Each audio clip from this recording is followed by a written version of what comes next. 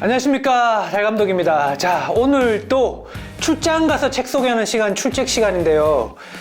제가 또 이거 하려고 부산에서 파리바리 싸들고 서울까지 왔습니다. 여기서 제가 진짜 만나기 어려운 분을 모셨습니다. 근데 너무 제가 개인적으로도 좋아하는 분이시고, 이분은 오늘 어떤 책을 소개해 주실지, 오늘 초대 손님은 바로 이분입니다.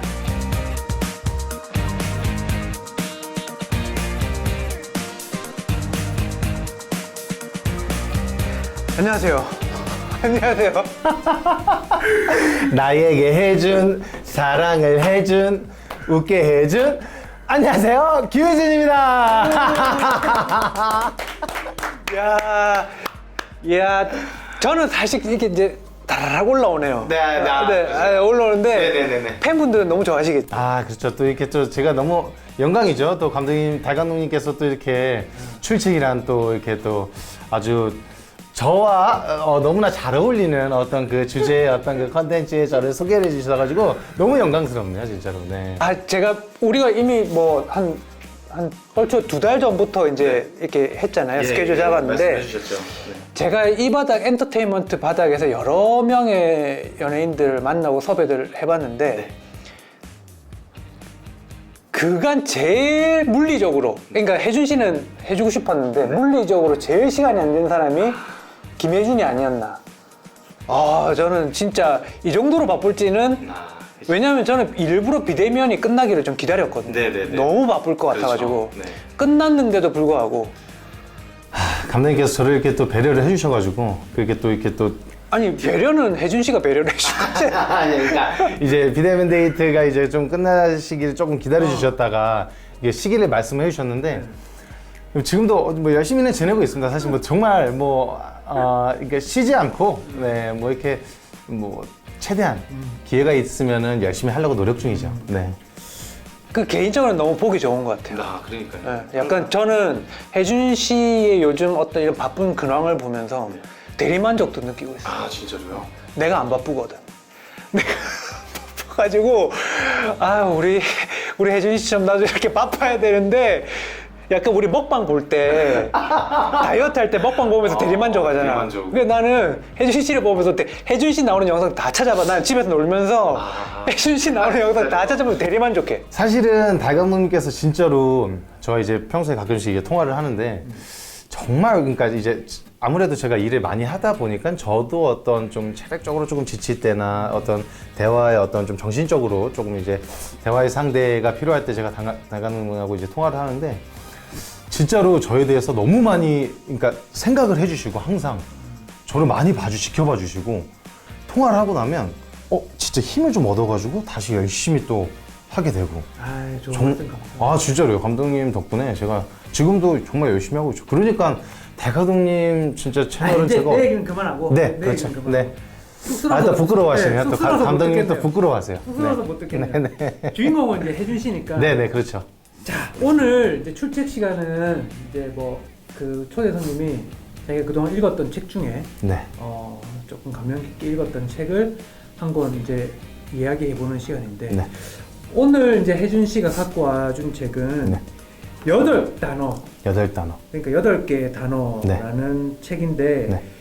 이 책은 언제 어떻게 알게 되셨어요? 사실은 이 책은 굉장히 오래됐어요. 한 5년, 4년, 5년 된 것 같은데 그 정도 된 것 같아요. 그때 제가 어디서 그 인터넷으로 이게 보다가 너무 좋은 글귀를 발견한 거예요, 이 책에서. 근데 이거는 무조건 내가 봐야 되겠다 싶어가지고 그걸 보고 바로 가서 책을 구매해서 읽었어요. 네. 사실은 지금 이 책을 제가 이제 다시 한번 또 훑어보긴 했거든요. 이제 읽은 지가 좀 오래돼가지고 다시 한번 훑어봤는데 다시 읽어도 내가 또 잊고 있었던 게 있었구나라는 생각을 하면서 또 이렇게 다시 한번 생각을 하게 되는 너무 좋은 책이에요, 진짜. 네. 이 책은 여러분들 이 책 작가의 이름은 모르실지라도 이 작가님이 그동안 활동하신 어떤 작품 속의 글귀들은 아마 다 한 번씩 들어보셨을 텐데 그 박웅현 크리에이티브 디렉터님, 그러니까 광고 연출자님이신데 맞습니다. 제가 워낙 많으셔가지고 지금 이 시간에 말로 하면은 너무 길어질 것 같고 옆에 자막 처리를 해서 이분이 하신 작품들, 광고 작품들이랑 카피 문구들을 소개해드리도록 하겠습니다. 엄청난 분이시고 맞아요. 대한민국 에너지의 현재와 미래를 만들다. 생각이 에너지다. 그녀의 자전거가 내 가슴 속으로 들어왔다. 사람을 향합니다.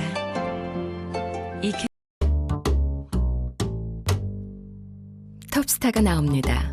그녀는 거기에 살지 않습니다. 이 8단어는 그 8가지의 어떤 대표적인 키워드를 가지고 우리 뭐 인생을 살아가면서 그렇죠. 도움이 될 만한 도움이 것들을 되는 약간 인문학적인 그쵸. 책이에요. 네, 그래서 소개해 주셨어요. 그래서 그 8개의 챕터가 있어요. 그래서 챕터가 자존, 본질, 고전, 견, 현재, 권위, 소통, 인생 이렇게 8개 챕터로 나뉘어져 있는데 이게 너무나 대화하기 딱 편한 어떤 순서대로 챕터가 나뉘어져 있어가지고 맞아요. 그래서 제가 이 책을 가지고 혜준 씨랑 어떻게 이야기를 나눠볼까 싶다가 물론 책 내용 자체를 이야기하는 것도 좋지만 네.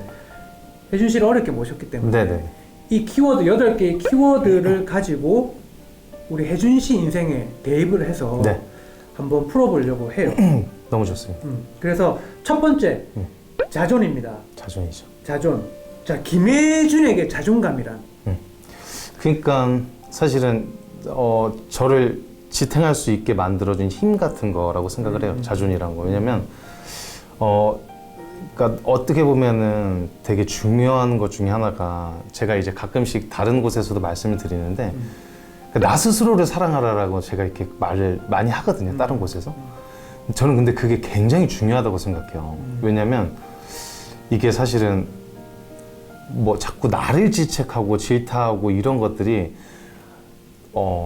타인들한테 사실은 뭐 억지로 인정받을 필요도 없고 뭐 인정을 받으려고 할 필요도 없지만 이게 사실은 타인들한테 그렇게 많이 뭐 어떤 인정을 받는 것도 쉽지 않을 뿐더러 그런데 그 와중에 어떤 나조차 나를 이렇게 좀 지켜주지 않으면은 정말 이렇게 지내면서가 굉장히 힘든 부분이 많은 것 같아요. 일적으로도 그렇고 어떤 인생 전체적으로 봤을 때도.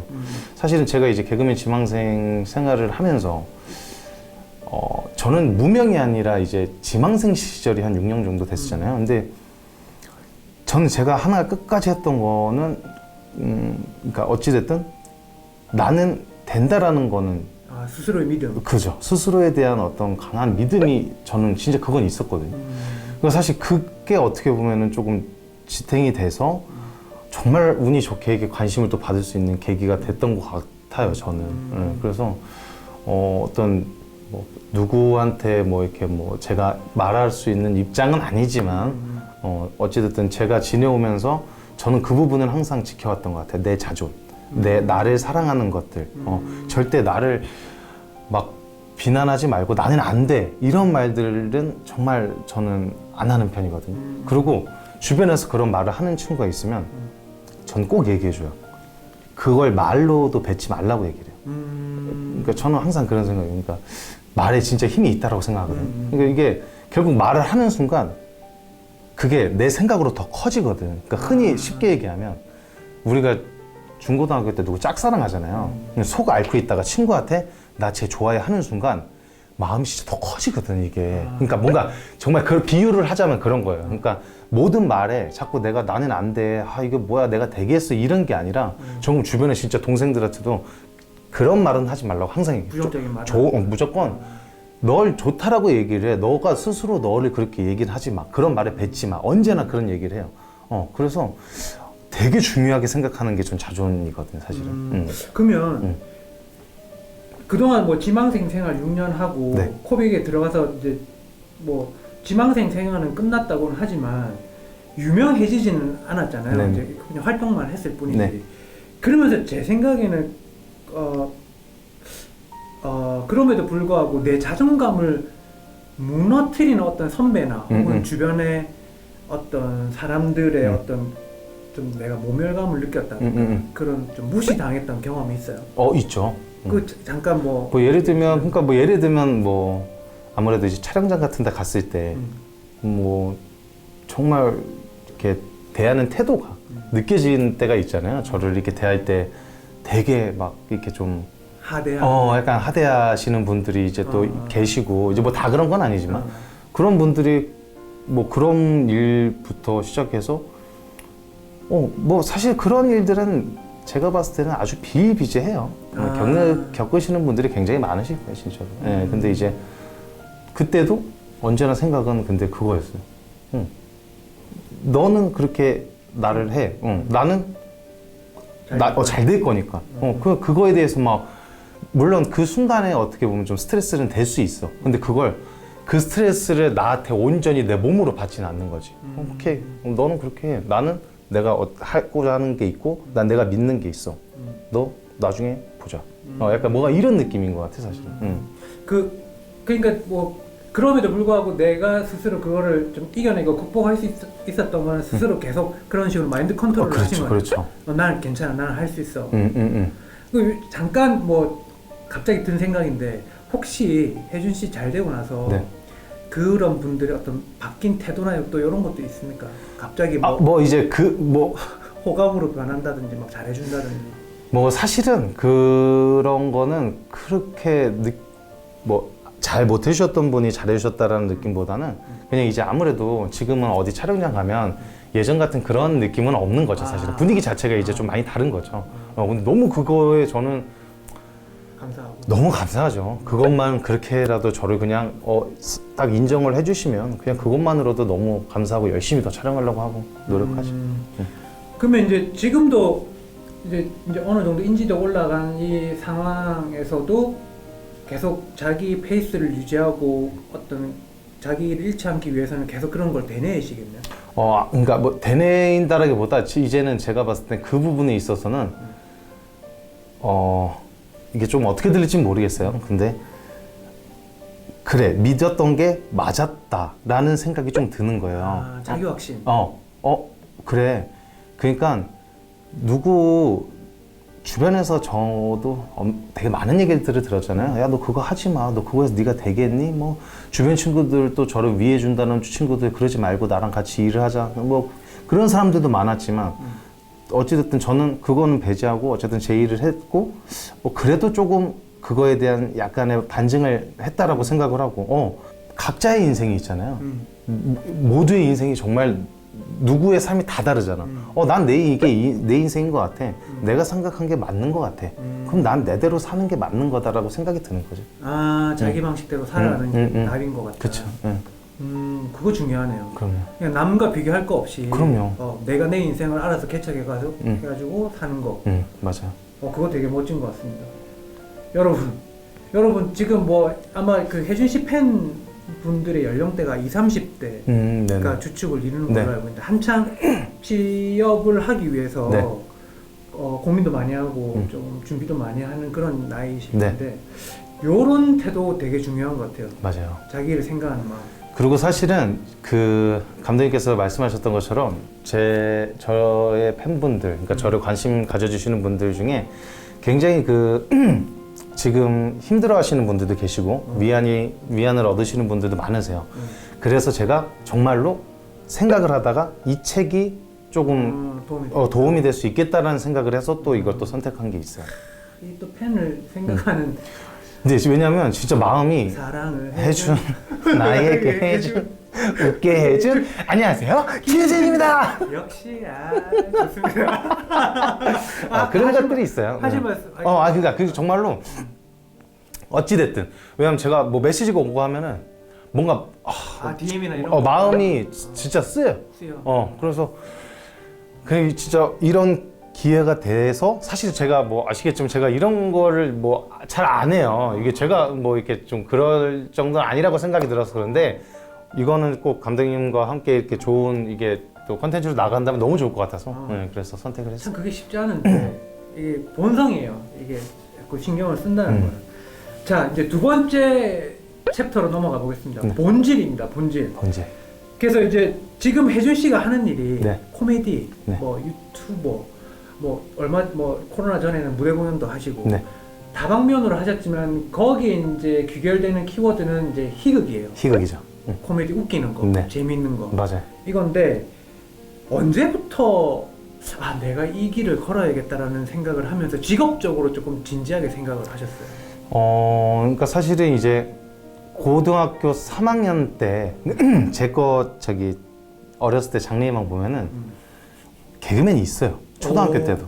초등학교 때 있는데 이제 부모님이 제가 이제 태권도 수학 막 이렇게 하니까 너는 나중에 뭐 체육 쪽이 교사님이 되든지 뭐 이렇게 뭐 그런 쪽으로 해보는 게 어떻겠냐 이렇게 안정적인 직업으로 부모님이 하셨구나. 그렇죠. 부모님은 그랬었고 그러다 보니까 그냥 자연스럽게 이제 그냥 태권도를 그냥 학교 끝나면 태권도 가서 운동하고 이게 중고등학교 때 쭉 이어졌던 것 같아요. 그러다가 고2 말인가 고3 초에 딱 한 번 생각이 들었어. 내가 이제 명확하게 진로를 한번 정해야 되는 상황이 된 것 같은데 내가 진짜 하고 싶어 하는 게 뭐지라는 생각이 들었어요. 사실은 그때는 운동할 때 되게 힘도 많이 들었었거든요. 왜냐면 뭐 어디 저는 아예 놀지도 못했고 고등학교 때는 매일이 그냥 운동만 하러 가니까 애가 이제 스트레스를 너무 많이 받으니까 저는 딱 패턴이 그거였어요. 학교 갔다 와서 낮잠 뭐 아주 조금 자고 바로 체육관 나가는 거였어요. 그러니까 얘가 스트레스를 받으니까 몸이 기가 빠지는 거야. 그래서 낮잠만 자면 가위가 매일 눌리는 거야. 막 무서워. 나중에 너무 무섭더라고. 이건 자면 눌리는 게 그냥 뻔하니까. 딱 잠 들려고 딱 하는 순간 바로 오는 거야 이게. 매번 그게 너무 무서웠거든요. 그렇게 하다가 어쨌든 이제 태권도에 대한 생각도 이제 뭐 여러 가지 생각 스트레스도 있었고 뭐 하다가 정말 내가 하고 싶은 게 뭔가라고 딱 생각을 했을 때 나는 그냥 이렇게 사람들을 웃기는 거 개그맨 원래도 내가 하고 싶었던 거였잖아 라는 생각을 딱 하게 됐죠. 그러면서 이제 시작을 하게 됐던 거예요 이제 본격적으로. 그러면 이제 본질이라고 하면 뭐 여러 가지 본질이 있지만 어쨌든 오늘 초대 손님이 김혜준 씨이기 때문에 네. 김혜준이라는 인간에 대한 본질을 그냥 한번 대략적으로 한번 살펴보면 네. 지금 시점으로 어릴 때 과거의 김혜준은 어떤 사람이었던 것 같아요? 과거의 김혜준은 진짜 장난꾸러기. 정말 장난꾸러기. 일단 그게 가장 컸어요. 아주 예전에는. 그냥 어느 정도 장난을 쳤길래? 저는 진짜 초, 중, 고 내내 학교에서 아예 잔 적이 없어요. 까불기 바빠가지고. 진짜 정말이에요. 정말. 저는 잔 적이 없어요.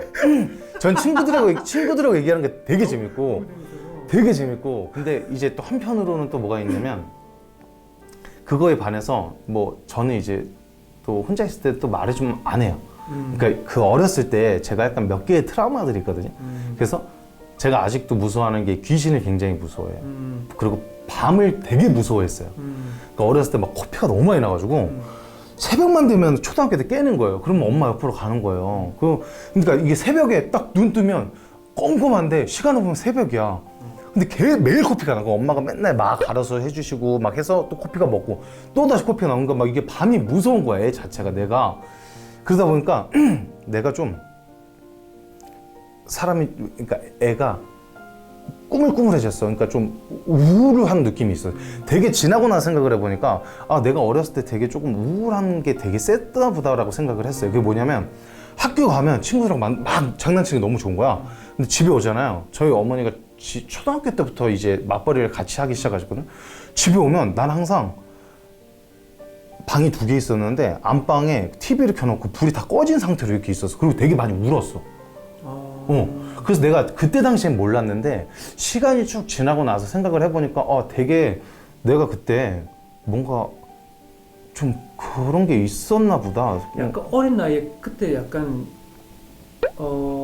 우울증 약간 비슷한 게 뭔가 그런 느낌이었어. 되게 꾸물꾸물하고 그냥 TV만 켜놓고 엄마 올 때까지만 기다리고 아빠 올 때까지 기다리고 그냥 뭐 형 뭐 또 이렇게 이런 딱 그런 정도였어요 그냥. 그러다 보니까 학교 가면 너무 즐거운 거야 이게. 그러니까 애들하고 막 노는 게 난 너무 행복한 거지. 그러니까 뭐 그냥 그러다 보니까 장난꾸러기가 더 그랬던 것 같아. 그러니까 그럼 학교에서 꽤 좀 재밌는 아이로 꽤 주변에서 많이 학교에서는 좀 날렸다고 해야 되나? 그런 건 솔직히 아니고 반에서는 항상 웃긴 애였어요. 반에서는 굉장히 웃긴 애였고 뭐라 그럴까? 제가 이 생각은 하나 있었거든요. 그 진로를 정할 때 뭐 어떻게 생각하실 생각은 없지만 진로를 정할 때 태권도를 제가 대회를 나가잖아요. 그러면 그 등수가 이렇게 쫙 올라오잖아요. 이제 대회를 나가면 그러면 내 등수가 있어. 아, 저기에 누군가는 1등을 하겠구나. 내가 아닌 누군가는 1등을 하겠구나라는 생각을 했어. 근데 내가 그 개그맨을 해야 되겠다고 생각을 했을 때 가장 크게 생겼던 게 뭐냐면, 아, 내가 이때까지 반에서 누구보다 그러니까 잘 웃겼던 애인데 이거는 내가 어디인가에 뭘 해도 1등 할 수 있겠다는 생각이 되게 컸어. 아, 오히려 태권도 할 때는 그냥 내가 1등을 할 생각을 하지도 않고 그 누군가가 있겠지. 나는 그냥 하는 거고. 그런 거였어. 근데 개그맨을 하려는 순간 그거에 나도 대해 1등을 생각했어. 한번 해볼 수 있겠다. 맞아요. 와, 이거 큰 변화점이네. 그래서 아, 이거는 내가 충분히 내가 할 수 있을 것 같은데. 근데 물론 이제 너무 대단하신 분들이 많다는 것도 알게 됐는데, 전국에 다 모이니까. 전국에서 다 모이니까 이건 이제 혼자만의 어쨌든 착각이었어도 그때 당시 그런 생각으로 일단은 뭐 이렇게 됐었죠. 근데 거기 이미 포함됐다는 것 자체가 일단 전국구라는 얘기인 거예요. 아, 또 레벨이. 아, 너무 감사하죠. 그렇게 그렇게 생각이 동네 드는. 그러니까 동네 지역 지방 극단에서 그냥 끼리끼리 하는 게 아니라 서울로 와서 방송국으로 왔기 때문에. 아, 그쵸. 아, 너무 영광이죠. 아, 또 수준이. 역시 감독님 한 말씀 최고. 최고.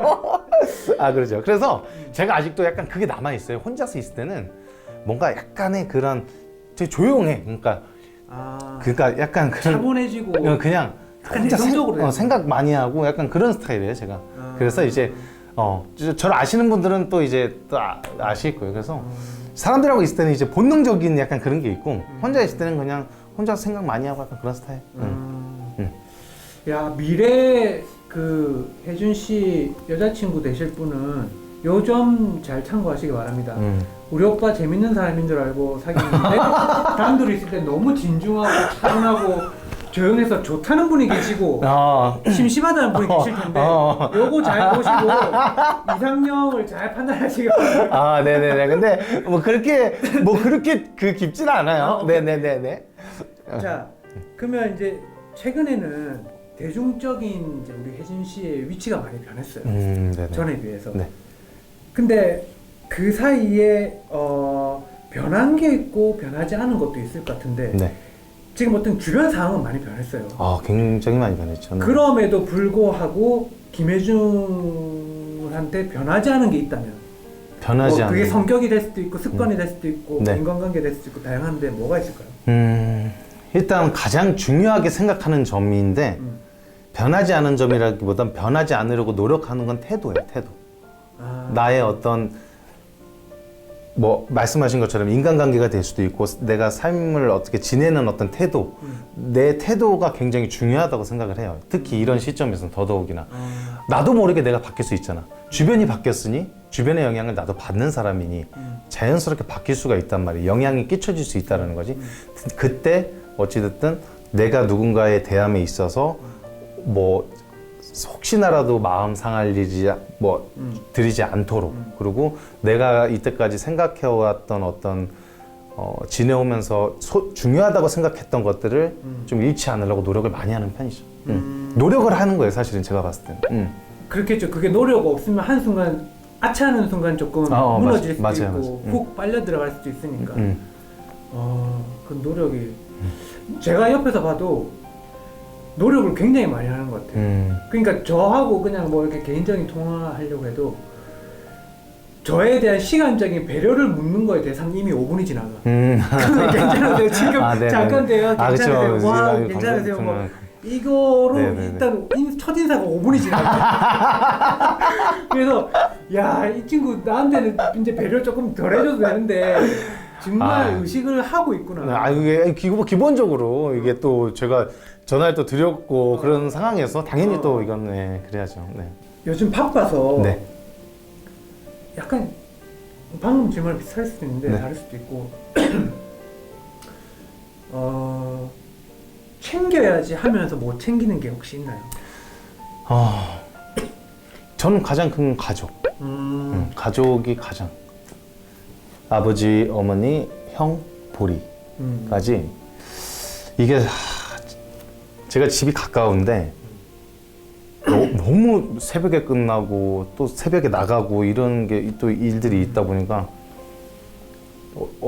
이거를 내가 분명히 이건 가족을 위해서 이거는 시간을 내가 분명히 내야 되는 걸 알고 있어. 내서라도 가족한테 어떤 이런 것들을 시간을 보내야 된다고 알고 있는데 지금이 아니면 또 할 수 없는 일들이 또 여러 가지가 있다 보니까 가족한테 조금 신경을 쓴다고 쓰지만 아직 어, 많이 부족한 느낌. 부족하다는 느낌이 좀 드는 거죠, 사실은. 그럼 부모님 마음은 또 그러실 거예요. 또 혜준이가 내 옆에 없지만 틈은 나오잖아. 그러니까 그게 광고나 어떤 뭐 방송에서나 유튜브에서나 자주 보니까 그쵸. 그게 뿌듯하실 거예요. 또 우리 외부에서 잘 나가는 우리 아들내미 보는 게 저희 아버지는 집에 가잖아요. 무조건 유튜브가 방에 제 어떤 영상이든 틀어져 있어. 거짓말이 아니고 저희 어머니가 항상 얘기하거든요. 아빠 지금 유튜브 좀 그만 보게 해라. 근데 정말로 제가 있어도 만약에 이렇게 얘기하러 나오시잖아요. 그럼 저 방 안에서 소리가 들려. 찍었던 컨텐츠의 소리들이 들려. 그러면 아빠 내가 왔을 때는 조금 안 했으면 좋겠다는데 근데 아빠는 이제 그거를 하고 만약에 아버지가 이제 거실에서 뭐 밥 먹고 뭐 하고 이제 방으로 들어가시잖아요. 그럼 아버지가 이제 엄마가 하도 얘기를 하시니까 이어폰을 꽂으세요. 근데 이제 아버지가 조용하셔. 그러면은 방문을 열고 딱 보면 제 거 계속 그냥 보고 계세요.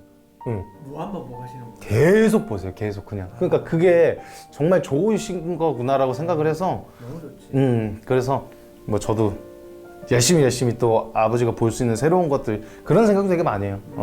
조금 어찌됐든 아버지가 좋아하시니까 최대한 더 여러 가지를 좀 해보는 방향도 좋겠다라는 생각.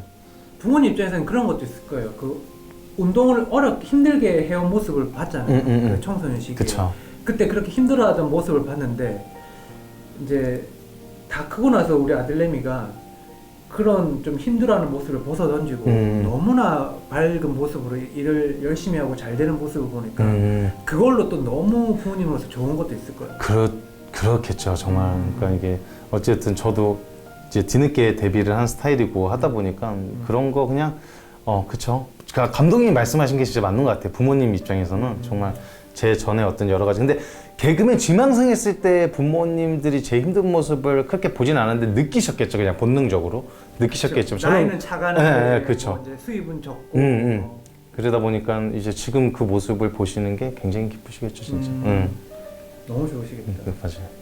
자, 그러면 이제 과거의 김혜준, 현재의 김혜준 봤는데 그럼 미래의 김혜준은 어떤 사람이 되었으면 좋겠어요? 미래의 김혜준. 그러니까 뭐 일적으로나 인간적으로나 뭐 두루두루 다 얘기를 한다면 사실은 저는 이제 되게 계획을 세워놓고 지내는 스타일이거든요, 사실은. 지금까지도 굉장히 많이 그래왔고. 근데 최근에 무슨 생각을 했냐면 계획을 하지 말아야 되겠다가 굉장히 저의 큰 포인트였어요. 사실은 이게 제가 얼마 전에 어디서 그걸 얘기했었었는데 감독님하고 이게 촬영하려고 이거 다시 읽었잖아요. 이 책에도 그 내용이 다시 있었던 걸 다시 알았어. 그러니까 뭐 예를 들면 계획을 짠다고 그냥 지금에 충실한 게 저는 가장 중요한 것 같아요. 지금 있는 일을 최선을 다해서 열심히 하다 보면 결국 이것들이 나한테 쌓이고 쌓여서 좋은 결과물들을 만들어낸다라고 저는 믿어 의심치가 않아요. 그래서 계획을 세우고 계획이 지금까지 일대로 되지 않았던 게 너무 많거든요, 사실. 스트레스 받고. 그러면 오히려 나한테 그게 또 스트레스로 와. 차라리 내가 지금 할 수 있는 거, 그거에 집중을 하고 그거를 충실히 하루하루를 열심히 살다 보면 정말 후에는 내가 상상하지 못했던 것보다 더 좋은 일들이 일어날 거라고 생각을 하고 있어요. 진짜. 요게 뭐 이제 여러분들 오해를 하시면 안 되는 게 계획을 안 잡는다고 해서 그냥 막 사는 게 아니고 그렇죠. 막 사는 게 아니고 그냥 무계획으로 대충 산다는 이제 말씀이 아니고 그 큰 틀 안에서 그렇죠.